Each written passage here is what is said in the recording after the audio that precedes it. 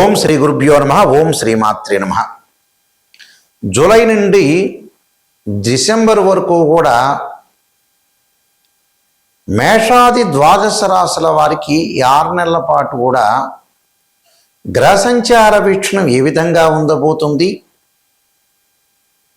వాళ్ళకి వృత్తి, ఉద్యోగ, వ్యాపార, ఆరోగ్య, కోర్టు శుభ కార్యక్రమాలు ఏ విధంగా ఉండబోతున్నాయి, ప్రత్యేకంగా విద్యార్థులకు ఏం జరగబోతుంది, ఇవన్నీ కూడా గోచారరీత్యా చెప్పబడే ఫలితాలు. బర్త్ చార్ట్ కాదు. బర్త్ చార్ట్ అంటే పర్మనెంట్ రిజల్ట్స్. ఈ 6 నెలల పాటు కూడా ఈ గోచారరీత్యా ఏ విధంగా నిర్ణయాలు తీసుకోవాలి, ఎలాంటి జాగ్రత్తలు తీసుకోవాలి, ఎలాంటి నిజాలు తెలుసుకోవాలి. నిజం తెలుసుకుంటేనే జాతకం, నిజం తెలుసుకోకపోతే జాతకం లేదు. ఎక్కడైతే నెగిటివ్ తెలుసుకొని ఆ నెగిటివ్ని మనం పాజిటివ్ చేసుకోవడం ఎలాగా, ఆ నెగిటివ్ని మనం ఓవర్కమ్ చేసుకోవడం ఎలాగా అనేది తెలుసుకుంటేనే మనకు మంచి జరిగే అవకాశాలు ఎక్కువ ఉంటాయి.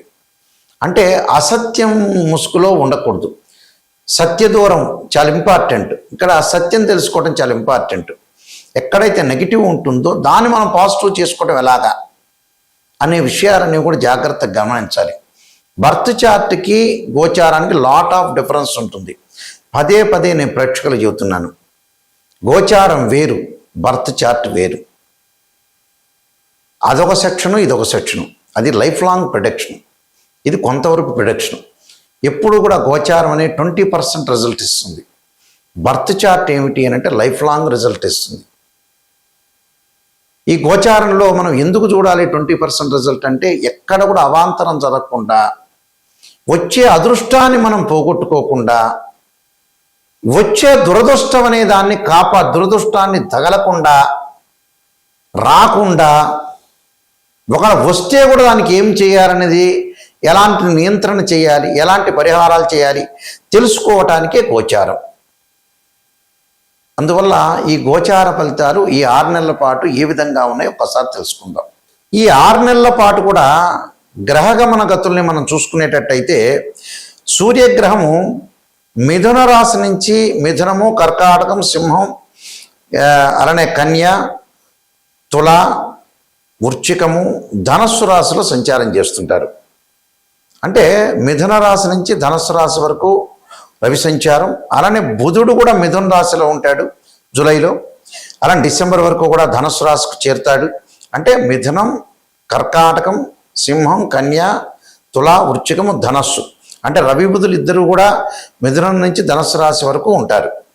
అలానే శుక్రుడు వచ్చేటప్పటికల్లా సింహరాశిలో సంచారం చేస్తాడు జూలైలో. సింహం, కన్య, తుల వరకు ఉంటాడు డిసెంబర్లో. అలానే కుజుడు వచ్చేటప్పటికల్లా వృషభం నుంచి సింహం వరకు, అంటే వృషభం, మిథునం, కర్కాటకం, సింహం. రాహు డిసెంబర్ 6వ తారీఖున మారతాడు. కుంభరాశి నుంచి మకర రాశిలోకి సంచారం చేయటం. కేతు వచ్చేటప్పటికల్లా సింహరాశి నుంచి కర్కాటక రాశిలోకి సంచారం చేయటం జరుగుతుంది. శని వచ్చేటప్పటికల్లా శని మీన రాశిలోనే ఉన్నాడు, వక్రగతిలోకి వెళ్ళిపోతాడు. ఎప్పుడు వక్రగతిలోకి వెళ్తాడు? జూలై 27 నుంచి వక్రారంభం ప్రారంభమవుతుంది.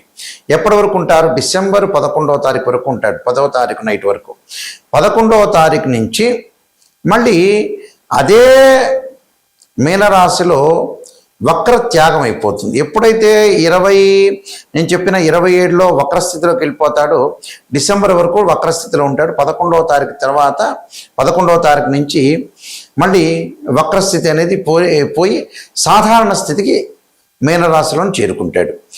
గురువు వచ్చేటప్పటికల్లా అక్టోబర్ 31 వరకు కర్కాటక రాశిలో ఉండి, అంటే 30వ తారీఖు వరకు కర్కాటక రాశిలో ఉండి 31వ తారీఖు నుంచి అతిచారంతో సింహరాశిలోకి వెళ్ళిపోతాడు.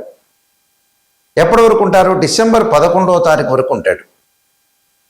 ఇక్కడ డిసెంబర్ 13వ తారీఖు వరకు ఉండి మళ్ళీ గురువు అదే సింహరాశిలో వక్రారంభం ప్రారంభమవుతుంది.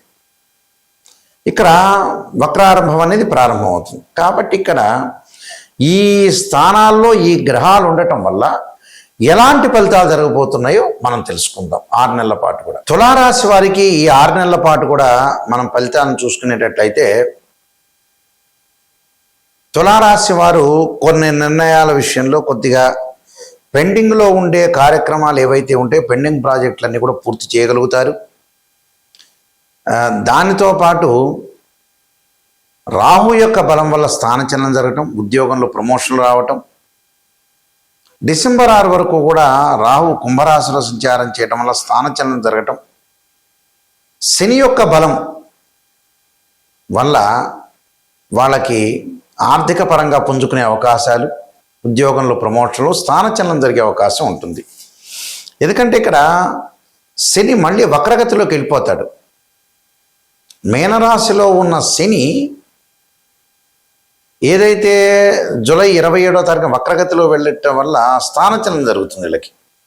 అంటే సేమ్ ఉద్యోగంలో ప్రమోషన్లో వ్యాపార విస్తరణ జరుగుతుంటుంది. గురువు యొక్క బలాన్ని మనం చూసుకునేటట్టయితే చూసుకుంటే అక్టోబర్ 31 నుంచి గురువు అతిచారంలో సింహరాశిలో సంచారం చేయటం వల్ల వీళ్ళకి లాభం కలిగే అవకాశాలు ఎక్కువ ఉన్నాయి. అంటే ఆర్థిక పరంగా పుంజుకుంటారు. జూన్ 2 దగ్గర నుంచి అక్టోబర్ 31 వరకు దశమ స్థానంలో కర్కాటక రాశిలో గురువు యొక్క సంచారం వల్ల వృత్తిపరంగా ఇబ్బందులు కలిగే అవకాశాలు ఉంటాయి. కానీ 31 తర్వాత మటుకు వృత్తిపరంగా అనుకూలంగా ఉంటుంది. అనేక లాభాలు, ఆకస్మికంగా ధనలాభం కలగటం, బాగా కీర్తి ప్రతిష్టలు బాగా పెరిగే అవకాశాలు బాగా ఎక్కువ ఉంటాయి. అలానే డిసెంబర్ 6 వరకు కూడా కేతు సింహరాశిలో సంచారం చేయడం వల్ల తీర్థయాత్రలు, పుణ్యక్షేత్రాలు, కోర్టు సమస్యలు తగ్గించడం, పిత్రార్జితం బాగా కలిసి వచ్చే అవకాశాలు బాగా ఎక్కువ ఉండటం, అన్నీ కూడా అనుకూలంగా ఉండటం ఒకటి. విదేశాలకు వెళ్ళే అవకాశాలు బాగా ఎక్కువగా ఉంటాయి. అంటే నూతన వ్యాపారాలు చేయాలని ఒక ఆలోచన, శుభ కార్యక్రమాల మీద దృష్టి పెడతారు. స్త్రీలకి గతంలో ఏదైతే ఉద్యోగం కానీ, వ్యాపారం కానీ, చదువు కానీ వదిలేశారో మళ్ళీ స్టార్ట్ చేసే అవకాశాలు ఎక్కువ ఉంటాయి. ఈ 6 నెలల పాటు కూడా, ఈ 6 నెలల్లో ఇలాంటివి జరుగుతుంటాయి. అంటే ఆర్థిక పరంగా అక్టోబర్ 31 నుంచి డిసెంబర్ వరకు కూడా బాగా పుంజుకునే అవకాశాలు ఎక్కువ ఉంటుంది. ఆ ఫైనాన్షియల్ పరంగా ఉండే డెవలప్మెంట్స్ బాగా పెరుగుతుంటాయి. కానీ జూలై 27 నుంచి శని వక్రారంభం కావటం వల్ల, వక్రస్థితిలోకి వెళ్ళటం వల్ల స్థానచలనం జరుగుతుంది. ఉద్యోగంలో ప్రమోషన్లు. అక్టోబర్ 31 నుంచి విద్యార్థులు బాగా కాన్సన్ట్రేషన్ చదివే అవకాశాలు ఎక్కువగా ఉంటాయి. 31 తర్వాత కాంపిటేటివ్ ఎగ్జామినేషన్ పడిన విద్యార్థి చదువుల విషయంలో అనుకూలంగా ఉంటుంది. కాబట్టి ఇక్కడ ఏదో రకమైన ప్రణాళికాబద్ధంగా రూపొందించుకుంటారు. ప్రణాళికాబద్ధంగా రూపొందించుకుని ముందుకు వెళ్ళే అవకాశాలు ఎక్కువ ఉంటాయి. ఒకటి, విజయాన్ని సాధించే అవకాశాలు, పెండింగ్ ప్రాజెక్టులన్నీ కూడా పూర్తయ్యే అవకాశాలు ఎక్కువ ఉంటాయి. అనుకూలమైన ఫలితాలు వచ్చే అవకాశం బాగా ఎక్కువగా ఉంటాయి. కాబట్టి వీళ్ళు చేయాల్సిన రెమెడీస్ ఏంటంటే సూర్య భగవాను ఆరాధన చేయాలి. అంటే జిల్లేడు సమిధలతోటి ఆదివారం సూర్యుడి యొక్క హోమాన్ని చేయటం. దాంతోపాటు అక్టోబర్ 31 లోపల ఇంద్రాణి స్తోత్రాన్ని పారాయణం చేయటం. అంటే జూన్ 2 నుంచి అక్టోబర్, అంటే జూలైలో మనకు ప్రారంభం అవుతుంది కాబట్టి రిజల్ట్స్ అనే జూలై నుంచి అక్టోబర్ 31 వరకు కూడా మనం గురువును ఆరాధన చేయాలి. ఇంద్రాణిని స్తోత్ర పారాయణం చేయటం ఒకటి, దత్త కవచాన్ని, దత్త పారాయణాన్ని చేసుకోవడం చాలా మంచిది. అలానే అమ్మవారి యొక్క ఆరాధన చేయాలి. గణపతి యొక్క ఆరాధన చేయాలి. గణపతి గకార అష్టోత్తరంతో గణపతిని ఆరాధన చేయటం వల్ల కూడా మన విఘ్నాలు తొలగిపోయే అవకాశాలు ఖచ్చితంగా. ప్రధానంగా ఇవన్నీ కూడా గోచారరీత్యా చెప్పబడే ఫలితాలు అంటారు. అంటే గ్రహాల యొక్క మార్పును మనం చూసుకునేటట్టయితే మేజర్ గ్రహాలైన గురువు, శని, రాహు, కేతులు, నేను ఇందాక చెప్పినట్టుగా రవి, బుధ గ్రహాలు ఒక రాశి నుంచి మరో రాశికి మారటం, కుజుడు మారటం, శుక్రుడు మారటం, ఈ మార్పుల వల్ల, గురువు శని మార్పుల వల్ల ఇలాంటి ఫలితాలు జరిగే అవకాశం ఉంటుంది. ఇవన్నీ కూడా గోచారరీత్యా చెప్పబడే ఫలితాలు. బర్త్ చార్ట్కి గోచారానికి లాట్ ఆఫ్ డిఫరెన్స్ ఉంది. గోచారం అంటే 20% సపోర్ట్, అంటే చెడు జరుగుతుందా మంచి జరుగుతుందా, వృత్తి, ఉద్యోగ, వ్యాపారాలు, ఆరోగ్యము, వివాహము, విద్య, వైద్యము, ఈ విషయాలు ఏ విధంగా ఉండబోతుంది అనేది గోచారపరంగా మనం ఎలాంటి నిర్ణయాలు తీసుకోవాలి, ఎలాంటి నిర్ణయాలు తీసుకోకూడదు, ఎలాంటివి అనుసరించాలి, ఎలాంటివి అనుసరించకూడదు చెప్పబడేవే గోచారం అంటారు. అంటే మన నడిచే నడకలో ఎలాంటి మార్పులు వస్తాయి, ఎలాంటి నిర్ణయాలు తీసుకోవాలి, ఇది ఈ 6 నెలల పాటు ఎలాంటి పొరపాటు చేయకూడదు. అంటే ఈ 6 నెలల పాటు ఇలాంటి చాలా జాగ్రత్తగా చూసుకోండి. ఆరోగ్యం అంటే కొద్దిగా భగవంతుడి యొక్క ఆరాధన చేయాలి, వైద్యుడిని సంప్రదించాలి, జాతకపరంగా ఎలా ఉందో అని చూపించుకోవాలి. బర్త్ చార్ట్ చాలా ఇంపార్టెంట్. ఇది 20%, బర్త్ చార్ట్ 80%. చాలామంది కూడా బర్త్ చార్ట్ పరిశీలన చేసేటప్పుడు కేవలం మాకు గురువు గారండి ఇలా రాశిచక్రం అండి ఈ లగ్నంలో ఇది ఉందని చెబుతారు. అది కాదండి. రాశిచక్రంలోనే మకర రాశిలో గురువు 5 డిగ్రీలో ఉంటే నీచ, తర్వాత పరమనీచ. కొన్ని గ్రహాలకు ఉచ్చ నీచ స్థితులు ఉంటాయి. ఎన్ని డిగ్రీల వరకు ఉచ్చ, ఎన్ని డిగ్రీల నీచ, ఏ దృష్టి ఉంది, కేవలం రాశిచక్రమే చూడటం కాదు, 16 డివిజనబుల్ చార్ట్స్ ఉంటాయి. అవన్నీ పరిశీలన చేయాలి. అంటే ఒక అమ్మాయికి కానీ అబ్బాయికి కానీ వివాహం జరగట్లేదంటే రాశిచక్రము, నవాంశము, భావచక్రంలో మధ్యవాన్ని కూడా తీసుకోవాలి. ప్రారంభము, మధ్యము, అంత్యము అంటారు చివరిలోనే. ఎన్ని డిగ్రీల్లో క్యాలిక్యులేషన్ చేయాలి, దశలు ఎలా ఉన్నాయి, అంతర్దశలు ఎలా ఉన్నాయి, ఇవన్నీ చూడాలి. దశలు, అంతర్దశలు, వీలైతే ప్రాణదశలు, ఇవన్నీ కూడా చాలా ఇంపార్టెంట్. ఇవి చూడాలి. ఈ చక్రాలను మ్యాథమెటికల్ క్యాలిక్యులేషన్ వేయాలి.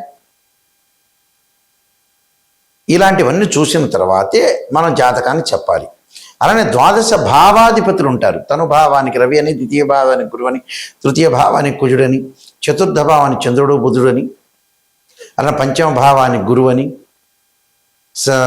షష్టమ భావానికి కుజుడని, ఇలాంటి భావాలన్నీ మనం చూడాలి. భావాధిపతులు, రాస్యాధిపతులు, ఆ గ్రహం ఏ స్థానంలో ఉంది, ఈ మూడింటిని కూడా అనాలిసిస్ చేయాలి.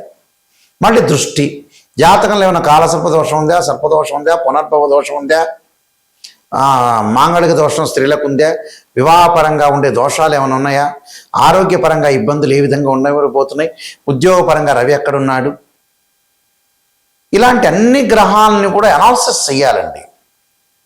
అనాలిసిస్ చేయాలంటే ఆస్ట్రాలజీ పరంగా చాలా జాగ్రత్త అనాలిసిస్ చేయాలి. అనాలిసిస్ చేస్తేనే మనకు తెలుస్తుంది యాక్చువల్గా.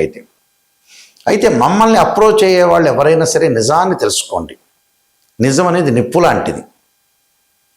అంటే ఎక్కడైతే నెగిటివ్ ఉంటుందో దాన్ని మనం పాజిటివ్ చేసుకోవాలి. నా దగ్గరికి వచ్చిన వాళ్ళు ఎవరైతే ఉన్నారో, ఎవరైతే వస్తారో వాళ్ళందరికీ కూడా, మీకు ప్రేక్షకులందరికీ కూడా ఒక ముఖ్య గమనిక, అందరూ కూడా వాయిస్ రికార్డింగ్ పెట్టుకోండి. నేను చెప్పేది వాయిస్ ఎందుకు రికార్డింగ్ పెట్టుకోమంటున్నా అంటే మళ్ళీ రిపీట్ వినే అవకాశం ఖచ్చితంగా ఉంటుంది. అది నేను నెగిటివ్ చెబుతున్నానా, పాజిటివ్ చెబుతున్నా తెలుసుకోండి.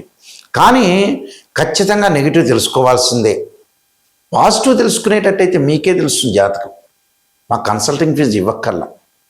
నెగిటివ్ గురించే రాబోయే రోజుల్లో వృత్తి, ఉద్యోగ, వ్యాపారాలు ఎలా ఉండబోతున్నాయి, ఆరోగ్యపరంగా నిజం తెలుసుకోవాలి, ఉద్యోగపరంగా నిజం తెలుసుకోవాలి, వ్యాపారపరంగా నిజం తెలుసుకోవాలి, వివాహపరంగా కూడా నిజం తెలుసుకోవాలి. నిజం తెలుసుకోలేదనుకోండి మనం మోసం చేసుకునే వ్యక్తులం అవుతాం. అంటే స్వయంకృత అపరాధం. మనం మోసం చేసుకొని మనం బ్లేమ్ చేసుకున్నట్టు అవుతాం. నిజాన్ని తెలుసుకోవాలి. సత్యదూరం అంటారు చూసారా, అలా నిజాన్ని తెలుసుకొని మనం ముందుకెళ్తే మన జీవితం లైఫ్ బాగున్నట్టే. ఎక్కడైతే నెగిటివ్ ఉంటుందో దాన్ని పాజిటివ్ చేసుకుని ముందుకెళ్తే మనకు మంచి జరిగినట్టే. అందువల్ల ఇన్ని డివిజనబుల్ చార్ట్స్ చూడాలి. కేవలం రాశిచక్రంతో తెలియదు. రాశిచక్రంలో లేని నవాంశంలో తెలియవచ్చు, నవాంశంలో తెలియవచ్చు. అలానే వృత్తిరీత్యా మనం ఎలా తెలుసుకోవాలి, రాశిచక్రము, దశమాంశము, భావచక్రం, దశలో అంతర్దశలు. సంతానపరంగా ఎలా తెలుసుకోవాలి, రాశిచక్రం, సప్తమాంశం, భావచక్రం, దశలో అంతర్దశలు. ఈ మోడల్లో మనం అనాలిసిస్ చేయాలి. ఈ మోడల్లో దశలు, అంతర్దశలు, ఒక్కొక్క లగ్నానికి మంచి దశలు ఉంటాయి, చెడ్డ దశలు ఉంటాయి. ఏ దశలు కలిసి వస్తాయి, ఏ అంతర్దశలు కలిసి వస్తాయి అనేది కంప్లీట్గా ఆస్ట్రాలజీ పరంగా అనాలిసిస్ చేయాలి.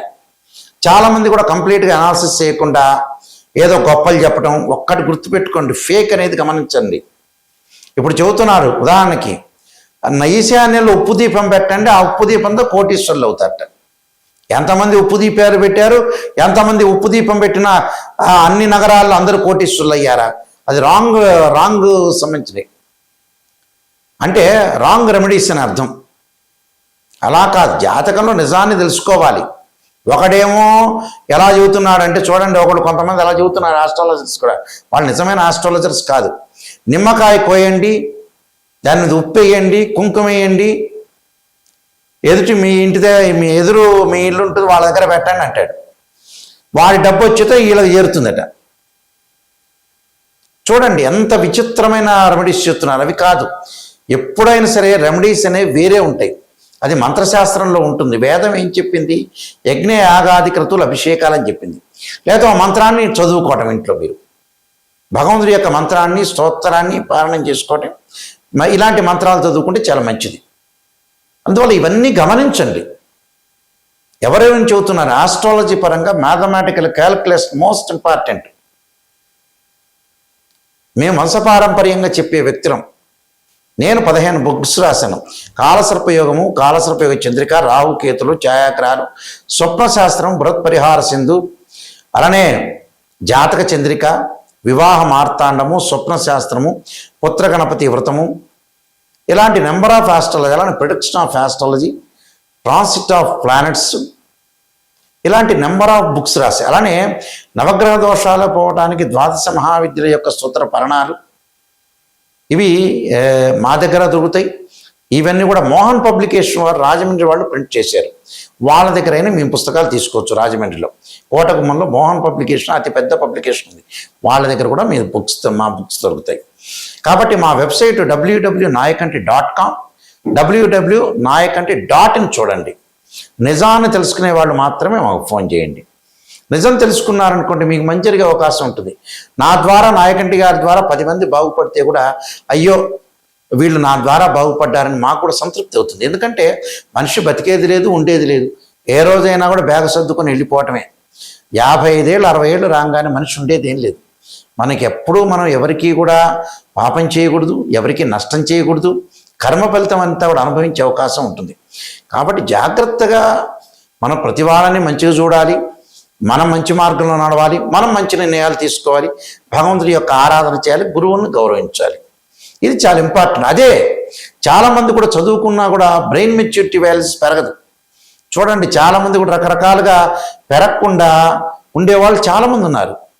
అందువల్ల బ్రెయిన్ అనేది పెంచుకోవాలి. ఎక్కడ మిస్టేక్ చేస్తున్నా స్త్రీయ లోపం పెరుగుట పెద్ద విద్య, లోపం ఎరిగిన వాడే పూర్ణుడవుతాడు. అలాంటి విషయాలు చాలా జాగ్రత్తగా చూసుకోండి. నేను ముందుగానే మీకు ఆ పరిహారాలని చెప్పి ఆ పరిహారాలు మీరు పాటించండి. పాటిస్తే మంచి జరుగుతుంది. ఏదన్నా ఫోన్ చేయాలంటే స్క్రీన్ మీద స్క్రోలింగ్ అవుతున్న నెంబర్ ఉంటుంది. ఆ నెంబర్ డైరెక్ట్ నా దగ్గరికి వచ్చేస్తుంది. నేనే మీతోటి క్లియర్గా మాట్లాడతా. నేను జాతకం చెప్పేటప్పుడు కూడా వాయిస్ రికార్డింగ్ అనేది పెట్టుకోండి. మళ్ళీ వాయిస్ రికార్డింగ్ అనేది పెట్టుకుంటే ఏంటంటే మీరు రిపీట్గా వినే అవకాశం ఉంటుంది. నిజాన్ని తెలుసుకునే వాళ్ళు మాత్రమే నాకు ఫోన్ చేయండి. మీ అందరికీ కూడా పరమేశ్వరుడి యొక్క కరుణాకటాక్షం ఉండాలని ఆశిస్తూ సర్వే జనా సుఖినో భవంతు.